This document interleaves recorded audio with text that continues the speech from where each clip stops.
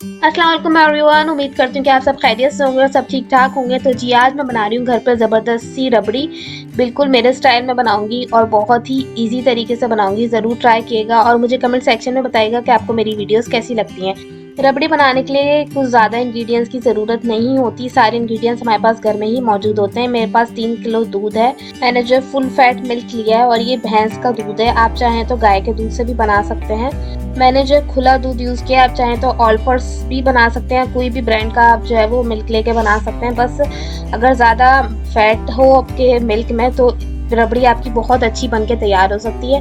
मैंने इसको तेज़ आंच पे छोड़ दिया था और इसके अंदर मैंने लकड़ी का एक चम्मच रख दिया था ताकि मेरा दूध जो है वो उबल ना जाए। ये एक बहुत ही इंपॉर्टेंट टिप है जो मैं आप लोगों को दे रही हूँ। अगर आप खीर या कोई भी जो है दूध का कोई स्वीट डिश बना रहे हैं तो उसके अंदर आप अपना एक चम्मच छोड़ दें ताकि दूध जो है ना गिर ना जाए। तो लकड़ी का चम्मच मुझे ज़्यादा सही लगा। अब इसको पकाते हुए ना 2 घंटे हो गए थे तो मैंने इसके अंदर हाफ टी स्पून के करीब केवड़ा वाटर जो है वो ऐड कर लिया इसके अंदर। अगर आपका डाइल्यूट नहीं है तो उसको प्लीज़ डाइल्यूट करके डालिएगा। फुल फ्लेम पे छोड़ेंगे तो ये होगा कि उसके ऊपर जो है मलाई आती जाएगी और उस मलाई को जो है हम साइड पे लगाते जाएंगे।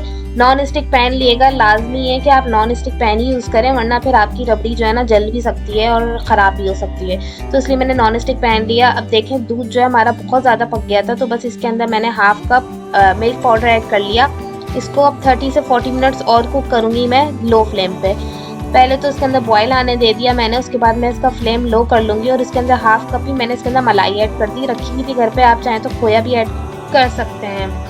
अब देखें इसको जो है मैंने और पकाना है हल्की आंच पे और इसी तरह बॉईल आता गया, इसके ऊपर मलाई आती गई, इसको हम साइड पे लगाते गए और इसके अंदर मैंने हाफ टी स्पून इलायची पाउडर ऐड कर लिया। और इलायची पाउडर ऐड करना ऑप्शनल है बिल्कुल, अगर आप चाहें तो ऐड करें। और इसके अंदर थोड़े से जो है हम नट्स ऐड कर लेंगे, काजू पिस्ता और बादाम जो भी चाहें आप ऐड कर सकते हैं। आप चाहें तो सिर्फ बादाम भी ऐड कर लें। और इस पॉइंट पे हमने चीनी भी ऐड कर ली थी। इसके अंदर 5 टेबल स्पून के करीब मैंने इसके अंदर चीनी ऐड की थी। आई थिंक वो क्लिप मुझसे मिस हो गई है। चीनी ऐड कर लिया। अब साइड पे जितना भी हमारा लच्छा जमा हुआ था ना इस तरीके से हम रिमूव कर लेंगे। देखिए कितने आराम से जो लच्छा रिमूव हो गया। यही अगर आपका नॉन स्टिक पैन नहीं होगा ना तो आपको इतनी मुश्किल होनी है कि बस। तो नॉन स्टिक पैन इसलिए मैंने कहा ज़रूरी है। चूल्हा मैंने बंद कर दिया था। इस पॉइंट पे मैंने चूल्हा दोबारा ऑन कर लिया और इसको 5 से 10 मिनट और मैंने कुक किया और बस अब इसको हम डिश आउट करेंगे।